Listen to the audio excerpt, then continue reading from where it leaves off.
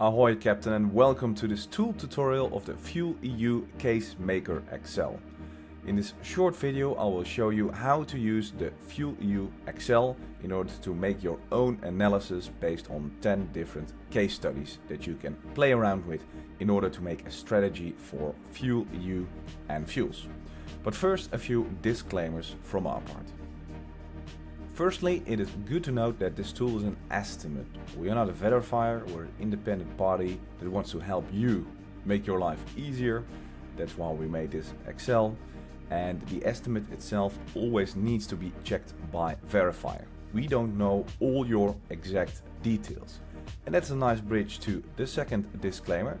It's not based on a ship type. It is ship type independent. But it will also mean that maybe some parameters of your ship are different. For example, if you have ice class vessel, the calculations might differ a bit. So always check these for yourselves. It's an estimate again.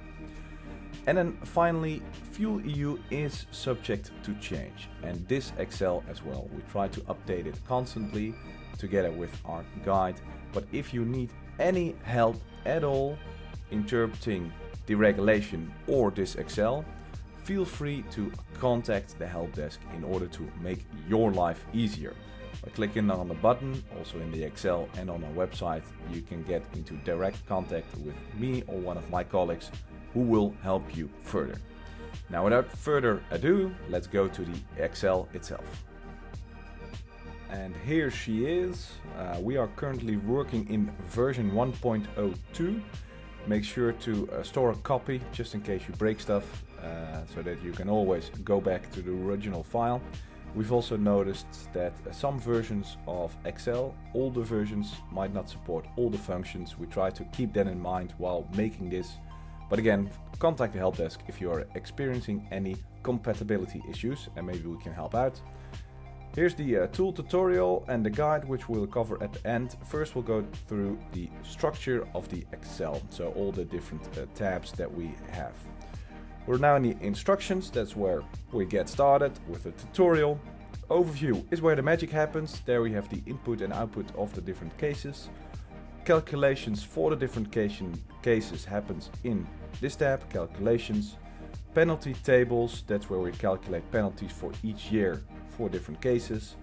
A fuel table, that's where we get our information from all the different fuels from. That's also where you need to change information if you have different fuels or want to change fuel information. Biofuels pathways, that's where we get information on the different biofuel pathways and E-values from. And then finally the references, that's where we get our information from and also the guide. And input cells are gray cells with white letters, white font. So let's go to the overview first.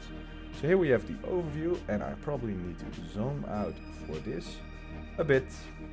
This is general input with a GWP value, so that's global warming potential values for CO2, CH4 and N2O.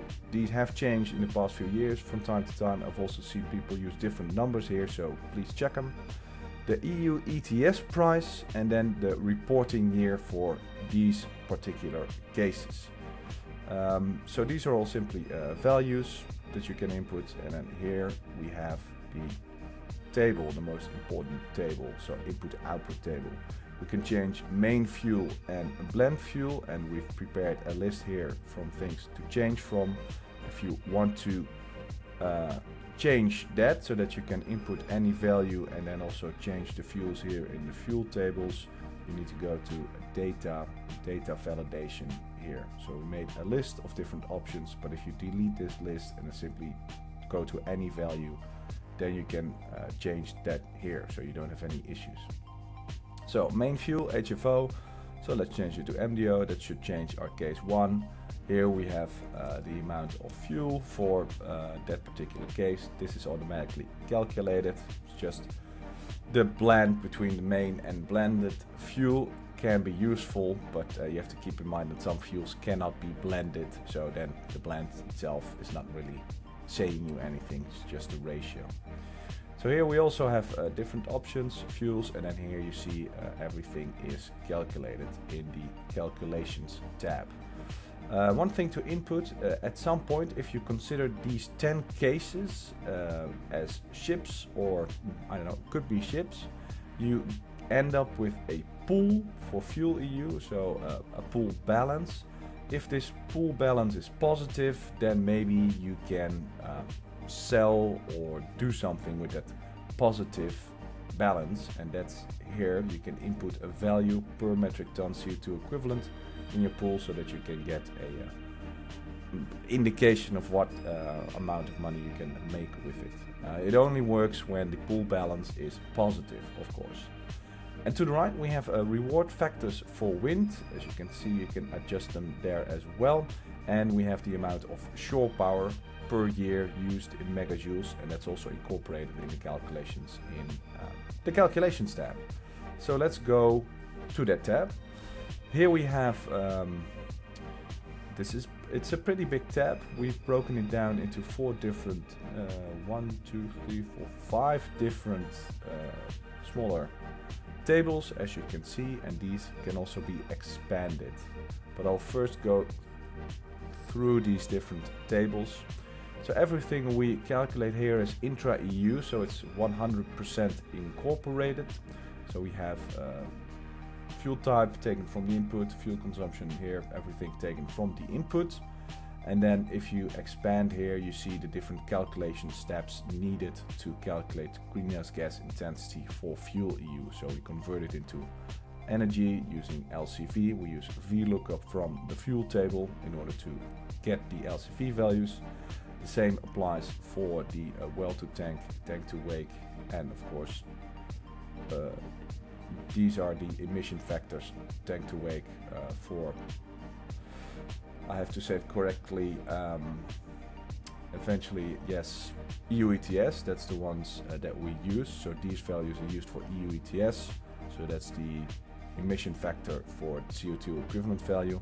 And that's also something to take in mind, because we're considering up to 2050, we've simply assumed that the changes for EU ETS will occur over the entire period. So in 2027, if I'm not mistaken, EU ETS will incorporate CO2 equivalents, also N2O and N2O and CH4.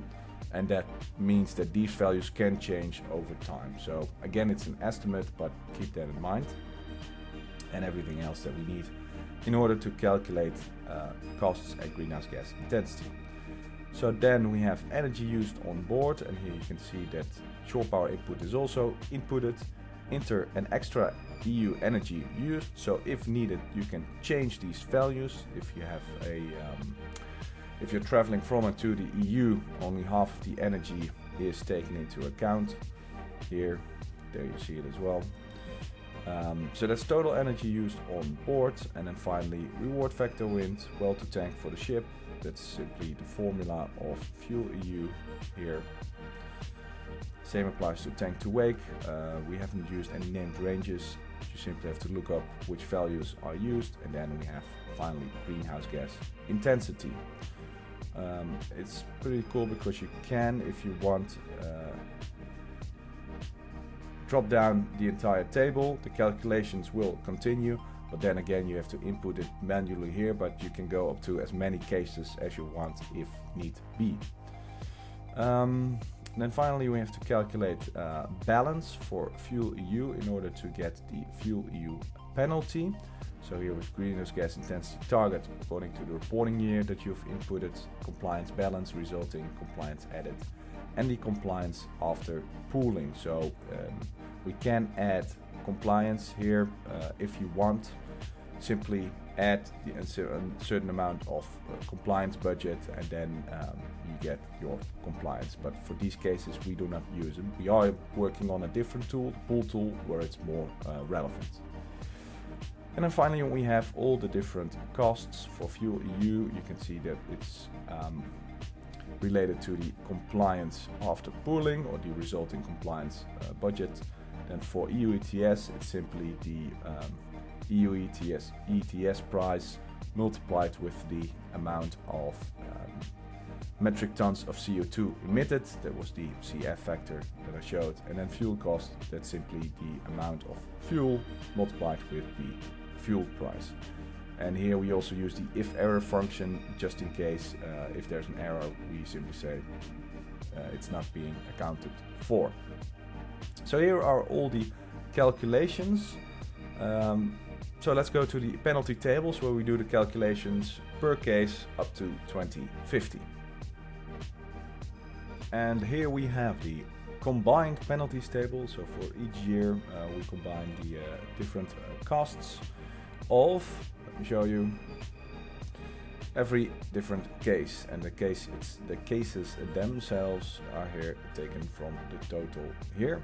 So first let me collapse these again, so each year and then total of all cases combined, and then over here we have first case. Well, it's a lot, but FuelEU is a lot. With greenhouse intensity of the ship, the target for each year, inter and extra EU energy, compliance balance, added if needed, compliance after pooling, and then penalties and all the different costs. And these are also taken from the fuel calculations table. So here we have fuel costs taken from the calculations table. There we also use a VLOOKUP with a match function, also higher level Excel for some, but what we simply do is we look up the value fuel costs in the calculations table that we just saw. This entire table, and we look up fuel costs here in order to get the fuel costs. And if you then play around with the table, well, you shouldn't change this name, but then you'll get an error. But if you change around with the different columns, then you shouldn't get an error here. So that's how we build up these formulas. Same applies to EU ETS. FuelEU penalty itself is calculated here directly. So for each case we calculate all different costs so that you can get a breakdown for all the different steps and also check them for yourselves. So now also an important table, fuel table, especially E for biofuels is important, but let me show you. So for all the different fuels as stated in the FuelEU regulations, fuel prices, these are simply estimates, check them yourselves please. The class with appropriate rules that guide them, LCV values for all the fuels, and then here you see all the different associated values as well. And then you have the typical greenhouse gas emissions, so that would be E for different pathways, and we use that value in order to calculate the well to tank value. So if you have your own biofuel with your proof of sustainability, your E value needs to be inputted here. The CO2 equivalent well to tank is then calculated, and then finally we have a tank to wake value. Well to tank value. The tank to wake values are calculated using the same methodology as fossil fuels stated also in FuelEU guide here. So we can end up with a negative CO2 equivalent well to tank value because the total E, from the total E, the CF is deducted. That's in the explained in the regulations. You have to divide E with, let's see, CF factor equivalent with D50. No, not CF factor, CF of CO2. Important. Divided by the LCV value in order to get a well to tank value here. So make sure to check these values with your verifier.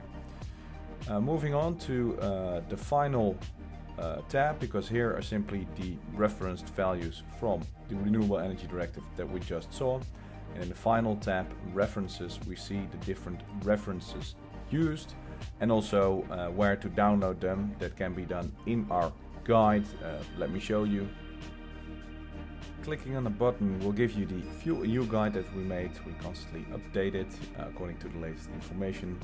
Just once from the 7th of August.